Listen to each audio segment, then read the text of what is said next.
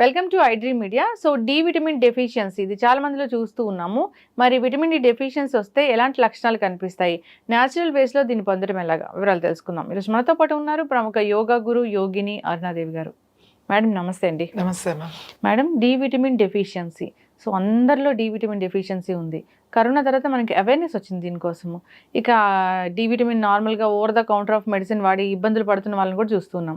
అసలు natural source ఏమున్నాయి D vitamin కోసము, ఎందుకు మనకి డెఫిషియన్సీ వస్తుంది, రాకుండా జాగ్రత్తలు? విటమిన్ డి అండ్ కాల్షియం ఈ రెండు కూడా ముఖ్యంగా సన్ నుంచే వస్తాయి. దాని తర్వాత ఫుడ్ నుంచి కూడా వస్తాయి. అసలు చాలా అంటే ఇప్పుడు అందరికీ తక్కువగానే ఉంది.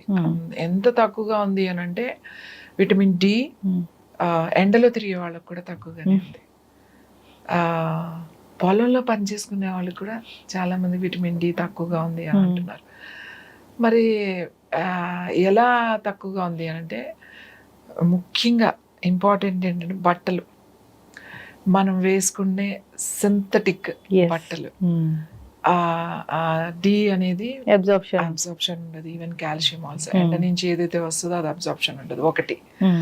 రెండు, మీరు రాసుకునే సన్ స్క్రీన్స్. సన్ స్క్రీన్ రాయని వాళ్ళే లేరు. సన్ స్క్రీన్ రాస్తే ఇప్పుడు 50+, 35+ సన్ స్క్రీన్ అని మనం సన్ స్క్రీన్ రాసేసుకుని సన్ని లోపలికి వెళ్ళకుండా చేస్తే ఎలా డి విటమిన్ వస్తుంది? ఇది యాక్చువల్లీ చాలా పెద్ద, చాలా ఇంపార్టెంట్. అసలు ఇంట్లో ఉన్నా కూడా ఇప్పుడు స్కిన్ డాక్టర్ ఏం చెప్తారు, మనకి డెర్మటాలజిస్ట్ ఏం చెప్తారు, మీరు ఇంట్లో ఉన్నా కూడా సన్ స్క్రీన్ రాసుకోవాల్సిందే, లేదంటే పిగ్మెంటేషన్ వస్తుంది, లేకపోతే స్కిన్ ప్యాచెస్ వస్తాయి. కొంతమంది బయటికి వెళ్తే అది వేరు. ఒకప్పుడు ఎలా ఉండేది అని అంటే స్పోర్ట్స్ ప్లేయర్స్, ఇప్పుడు టెన్నిస్ ప్లేయర్స్ లేకపోతే క్రికెట్ ప్లేయర్స్ మార్నింగ్ నుంచి ఈవినింగ్ వరకు ఆడుతూ, అంటే మొత్తం డే అంతా వాళ్ళు ఎండలో ఆడేవాళ్ళు. వాళ్ళ హై సన్ స్క్రీన్ అంటే 50+ ఉన్న సన్ స్క్రీన్ చూసే ఉంటారు. వైట్ స్కిన్స్ ఎక్కువ, వాళ్ళు తొందరగా ఇదవుతుంది కాబట్టి వాళ్ళు రాసుకునేవాళ్ళు. అలాగే బీచ్లోకి వెళ్ళినప్పుడు ఎక్కువసేపు మనం బీచ్లో ఉప్పు నీళ్ళలో, సముద్ర నీళ్ళలో ఇదైనప్పుడు వాళ్ళు కూడా సన్ స్క్రీన్ రాసుకునేవాళ్ళం. ఎందుకంటే మొత్తం ట్యాన్ అయిపోతుంది కాబట్టి. మీరు ఎంత రాసుకున్నా కూడా ట్యాన్ అవుతుంది. ఇంకొక విషయం గుర్తుపెట్టుకోవాల్సింది ఏంటంటేనే, మీకు ట్యాన్ అయితేనే కాల్షియం కానీ డి విటమిన్ కానీ వస్తుంది. ట్యాన్ అవ్వాలి స్కిన్. ఇది ఇప్పుడు ఏం చేస్తున్నాం, సన్ స్క్రీన్స్ రాసేస్తున్నాం. ఇంట్లో ఉన్న రాయండి అని ఎందుకు చెప్తున్నారు? ఇంట్లో కూడా ఇప్పుడు డిజిటల్ లైట్స్, ఇంట్లో కూడా ఇప్పుడు అన్ని ఎల్ఈడి లైట్స్ కదా. ఇప్పుడు అంతా ఇంటీరియర్ చూస్తే ఆ లైట్స్ చాలా ఒక ఎవరింటికి వెళ్ళినా అదేదో ఒక షూటింగ్ సెట్ లాగా ఉంటుంది. సో ఈ లైట్స్ లో ఉన్నారు కాబట్టి ఇప్పుడు డాక్టర్స్ ఇందులో తప్పేం లేదు. మీరు ఇంట్లో కూడా ఆ లైట్స్ లో ఉన్నారు కాబట్టి సన్ స్క్రీన్ రాయండి అని అంటున్నారు. ఇప్పుడు ఇవి హీట్ లైట్స్ అని ఉంటాయి. ఇప్పుడు మనం షూట్ చేస్తున్నప్పుడు ఆ ఫోకస్ లైట్స్ ఉంటాయి. ఆ లైట్స్ లో ఉన్నప్పుడు కూడా సన్ స్క్రీన్ కంపల్సరీ రాయాలి. ఎందుకంటే అది ఆర్టిఫిషియల్ లైటింగ్ కాబట్టి మీకు పిగ్మెంటేషన్ ఇలాంటి ప్రాబ్లమ్స్ వస్తాయి. సన్ స్క్రీన్ అటు వేసేసేవాళ్ళు. ఇప్పుడు ప్రతి ఒక్కళ్ళు వాడండి అని ఎందుకు అంటున్నారంటే, ఆ ఇంట్లో ఉన్న లైట్స్, పర్టికులర్గా ఇప్పుడు సాఫ్ట్వేర్ వాళ్ళని తీసుకోండి, వాళ్ళు 24 hours అంటే వాళ్ళు డే అండ్ నైట్ లైట్లోనే ఉంటారు కదా. ఎందుకంటే ఏసీ రూమ్స్, వాళ్ళకి లైట్, అంత లైట్ ఎక్కడి నుంచి వస్తుంది? కంపల్సరీ వాళ్ళ వర్క్ ప్లేస్లో లైట్స్లోనే పనిచేయాల్సి ఉంటుంది. మరి వాళ్ళు కూడా సన్ స్క్రీన్ వాడాలి వాళ్ళు. ఎందుకంటే అది లైట్లో పనిచేస్తున్నారు. అది న్యాచురల్ లైట్ కాదు, అది ఎలక్ట్రిక్ లైట్స్లో పనిచేస్తున్నారు కాబట్టి. అందుకని అందరూ వాడండి అనేసరికి ఇంకా అందరూ, ఈ అవసరం లేని వాళ్ళు కూడా వాడేయడం మొదలుపెట్టాం మనం. ఇంకా అసలు సన్ స్క్రీన్ రాయకుండా బయటికి స్నానం చేశారు, ఫేస్ వాష్ వేసుకున్నారంటే ఫస్ట్ సన్ స్క్రీన్. ఎంత బ్లండ్ మిస్టేక్ చేస్తున్నాం అంటే మనం ఈ సన్ స్క్రీన్ రాసుకుని మనకి విటమిన్ డి అని, కాల్షియం లోపం, డి విటమిన్ లోపం ఉండడానికి ఇవన్నీ కారణం. ఏది మనం వేసుకునే బట్టలు అబ్జార్బ్ చేయకపోవడం, అలాగే మన ఫుడ్ కూడా అలానే ఉంది. తర్వాత ఈ సన్ స్క్రీన్స్. ఒకటి సన్ స్క్రీన్ రాసుకోండి. ఇప్పుడు అందరూ సన్ స్క్రీన్ మానేద్దని నేను చెప్పట్లేదు. ఎప్పుడు ఎవరు రాసుకోవాలి? ఇలా లైట్స్ కింద పనిచేసే వాళ్ళు రాసుకోవాలి. న్యాచురల్ లైట్స్లో ఉండే వాళ్ళకి అసలు అవసరం ఏముంది? ఇప్పుడు మీరు ఒక మామూలుగా ఉన్నారు, విలేజెస్లో ఉన్నారు, లేకపోతే నార్మల్ లైఫ్ ఉంటారు, ఇంట్లో ఉండేవాళ్ళు, వాళ్ళకి ఇలాంటి లైట్స్ అసలు నేనైతే ఇంత లైట్స్ పెట్టుకోవద్దని చెప్తాను. అవసరం ఏముంది, పెట్టద్దు. వెంటిలేషన్ చూసుకోండి అని చెప్తా. వెంటిలేషన్ మనకు డే అంటే రావాల్సిందే, బయట వెంటిలేషన్ రావాలి. మనం అది ఏదో షోకేమో కర్టెన్స్ వేసేసుకుని మళ్ళీ నేమో లోపల లైటింగ్ కోసమేమో ఇష్టం వచ్చినట్టు లైట్స్ పెట్టుకుని ఈ లైట్స్ వల్ల ఎన్ని ప్రాబ్లమ్స్ అంటే అందులోనే చదివిస్తాం, అందులోనే మనము ఇది చేస్తాము. ఎలా అంటే అలా కళ్ళకి ప్రాబ్లమే, స్కిన్కి ప్రాబ్లమే. మీకు డెఫిషియన్సీ, కాల్షియం డెఫిషియన్సీ ఎంత సప్లిమెంట్ వేసుకున్నా కూడా మీకు కాల్షియం డెఫిషియన్సీ, ఇది ఎంత ఎండలో కూర్చున్నా ఇవన్నీ రావు. మీకు ఇది రావాలి అని అంటే ప్రతిరోజు ఎవరికైతే విటమిన్ డి డెఫిషియన్సీ ఉందో, ఎవరికైతే కాల్షియం డెఫిషియన్ ఉందో, ప్రతిరోజు ఎండ పడనివ్వండి. మార్నింగ్ హ్యాపీగా 9-10 వరకు ఎండ ఏం పర్వాలేదు, వాళ్ళు ఈవినింగ్ ఏం ప్రాబ్లం లేదు, 4 తర్వాత ప్రాబ్లం లేదు. సన్సెట్ కొంచెం ట్యాన్ అవుతారు, ఏం పర్వాలేదు, కాస్త ట్యాన్ అయినా ఏం కాదు, మనకు ముందు డెఫిషియన్సీ తగ్గుతుంది. తర్వాత అక్కడ స్నానం చేసిన తర్వాత కాటన్ బట్టలు మాత్రమే వేసుకోండి. మీరు సింథటిక్ బట్టలు, టీ షర్ట్లు అవి వేసేసుకోకండి. అందులో ఊరికే జస్ట్ 20% ఉందండి నైలాన్, 20% ఉందండి, 10% ఉందండి పాలిస్టర్ అని చెప్తా ఉంటారు, లైక్రా ఇవన్నీ. హ్యాండ్లూమ్ అంతే. ఇప్పుడు మగవాళ్ళకైతే హ్యాపీగా ఏముంది, చక్కగా ఒక చిన్న షార్ట్ వేసేసుకుని వాళ్ళు కూర్చోవచ్చు. లేడీస్ కూడా నేను చెప్తాను, ఎవరికైనా డ్రెస్ వేసుకునే అలవాటు 4 స్లీవ్లెస్ వేసుకుని కాటన్ వేసుకొని, చీరలు కట్టుకునే వాళ్ళకి కూడా కాటన్ అది కట్టుకోండి. వైట్ది అయితే ఇంకా ఇంకా ఇంకా ఇంకా చాలా మంచిది.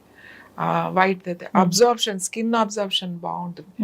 పొద్దున్నే లేచి చక్కగా స్నానం చేసేసి కూర్చుని మీరు కూర్చుని ప్రాణాయామమో లేకపోతే ఏదో ఒకటి మీరు ప్రాక్టీస్ చేసుకోవచ్చు, లేదా కూర్చుని చదువుకోవడం ఏదో ఒకటి చేయండి. ఇంకా భక్తి ఉన్నవాళ్ళు ఆదిత్య హృదయం చదువుకోండి. చదవడం రాకపోతే పెట్టుకుని వినండి ఆదిత్య హృదయం చదివినా, మీరు అది చదువుకున్నా, మీరు విన్నా కూడా ఆ శబ్దము బాడీ ఆ సూర్యుడి నుంచి వచ్చే ఆ రేస్ చాలా తొందరగా అబ్జర్వ్ చేస్తాయి. ఇది ఒకటి. తర్వాత చెమట పట్టింది, ఇప్పుడు వరకు ఎండలో కూర్చున్నా అని వెంటనే వచ్చేసి స్నానం చేయకూడదు.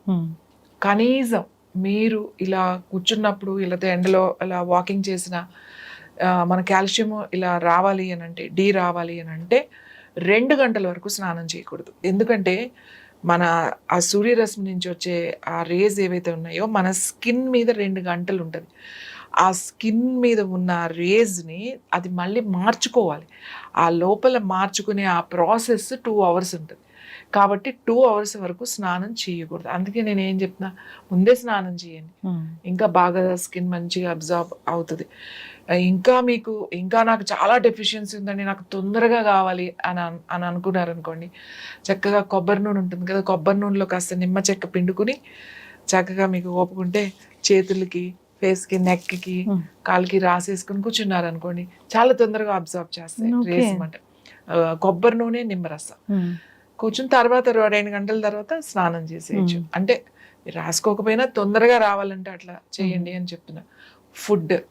ఫుడ్ మీకు మష్రూమ్స్, పుట్టగొడుగులు అంటారు, దాంట్లో విటమిన్ డి ఉంటుంది.